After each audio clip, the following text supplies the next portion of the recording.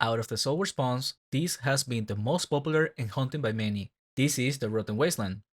But first, a quick disclaimer. Soul Wars has been nerfed and buffed many times. As it currently stands, most of them are bad spawns to hunt unless you're able to hunt with double taints and do bigger lures, which is not what I will be covering on this video, since I see more people curious of charming the spawns or simply challenging themselves to a harder hunt. And because of my lack of recordings, I might use other hunts and that will result in being harder to get an accurate XP per hour. With that said, do not expect good XP from this spawn, however, profit is quite decent. So let's begin. All the spawns in Soul War have a special mechanic to it, and for this one is Root. All creatures in here can apply Root with their melee attacks, and this effect keeps you locked in place for 3 seconds. You can cast spells and use items freely, but won't be able to move. Defensively, you want to gear up with Holy, Earth, and Physical. Elven Males are a decent option for safety as you take more from the elemental damage than physical. But if you go with an armor with 2 slots, then I would recommend to use Holy on it, since you can get earth protection from other items and even gems. Same applies to shooters. You will be taking more Holy than anything else, because the chain attack from the phantoms here does Holy. And by the way, this chain attack does increase damage per bounce, so the last person to get hit will take it the hardest. Depending on the level you're hunting, Paladin might be on the back as he does reduce damage with holy spells, so it's best to sit back. Unless you are in the level range where you can have him side tank some creatures and take them off the mages, and then requires to use potions to heal, where it's going to be okay to use spells for efficiency. Offensively, you want to go with fire damage. Optionally, as the Ike, you can use death weapons if you have better options like club users. In terms of wheels, I will prioritize HP and Gift of Life as the Ike with enough points on Nexori Mass, and depending on the gems you got, play around that. Paladins, as mentioned before, don't do much damage with Holy, so Grenade is situational, not ideal. But the Divine Empowerment is still pretty strong, and I will consider trying out Ballistic Mastery over going all in on Empowerment.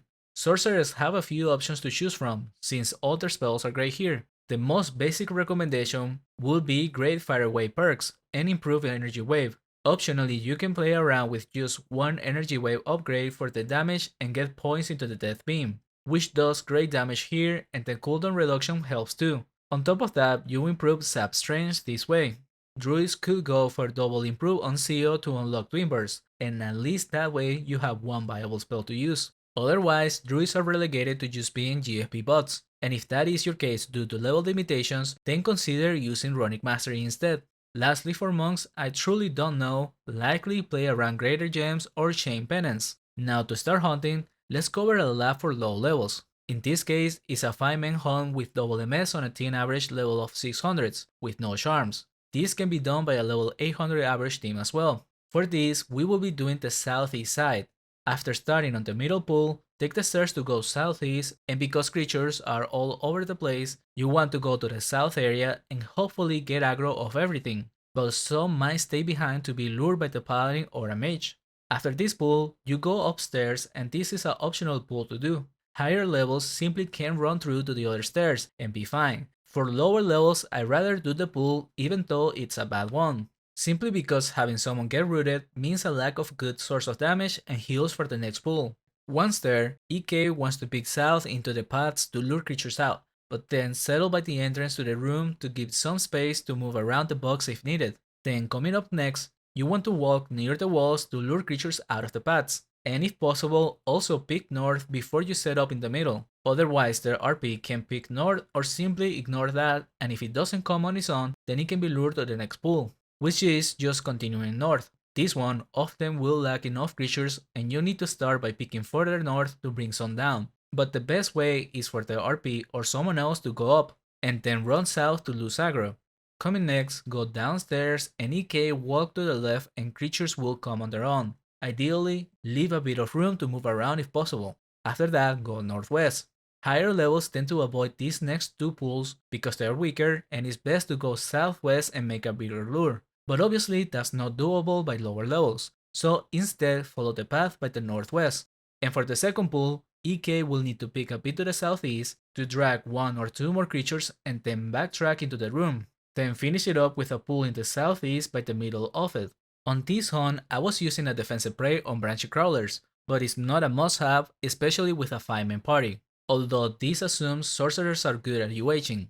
If you come 4 men, then I will consider using defensive praise on Branchy and Rotten Golems, but this will depend on the level of the team. With this average level 600 team, we were doing about 5k route with 500k profit each the hour before charms, and I believe once we got charms, it went up around the 6k. Also, even though the boss is doable easily by a team this level, do not include it into your hunts, because then you will get a Thane and that cannot be removed for 14 days, and you should not be hunting with Thanes yet. Now coming next, a more recent hunt with a mid 900 average team. I think only Paladin and Sorcerer had charms, and this time around you should be doing the Northeast lab. It begins with the middle pool as usual, and because there is potential overkill with just this lab alone, you can include the Southeast downstairs, just doing that one pool and then backtracking to the Northeast, for which is best if you pick a bit to the west and grab 1 or 2 creatures from the path and settle in the room with a weaker pool, and then go north after, once again extending a bit to the left to lure some creatures out. On the actual hunt I'm covering, we didn't do that, instead just went straight north and then into the southwest, breaking this area down into 2 pools instead of 3. But the downside is that by the end you will have some leftover creatures by the stairs, so I recommend this instead, and then when you go southwest, stand near the middle of it. Meanwhile, the Paladin had gone left from the previous pool and will come down from the north with more creatures to finish up the pool. Ideally, try to run south to lose aggro and have them go on the EK this way. Next up, go down and stand by the west side to give a tiny bit of space, but ideally everyone should stand close by the stairs, because it's easier to lure more creatures by moving a bit, which is what higher levels will be doing. But for us, once the first pool is dying, then the Paladin will lure some south, and if needed, I grab some from the north as well. Next up is downstairs. Walk north and stand close to the south. Avoid sending it into the middle of the room because that results in a bigger lure. Instead, do this one with the creatures that come on their own, and after that, go north and do another pull there. If needed, you can have Paladin lure some from the east. After this, backtrack and go southeast. You can have EK by the middle or towards the northeast. It will depend on the amount of creatures you see, as some do come from the northeast on their own, and sometimes you need to be closer. Then to finish it up, go northeast and either have the EK lure to the left or RP does it. With this team, we were doing around the 8kk. Keep in mind there is a lot of room for improvement for this hunt. This was shortly after we improved characters and we all had bad equipments, and also this was before the weapon proficiencies, on top of having some people missing charms. A proper 1k average team should be doing over 9kk raw, perhaps closer to 10 nowadays, especially if you include soul cores.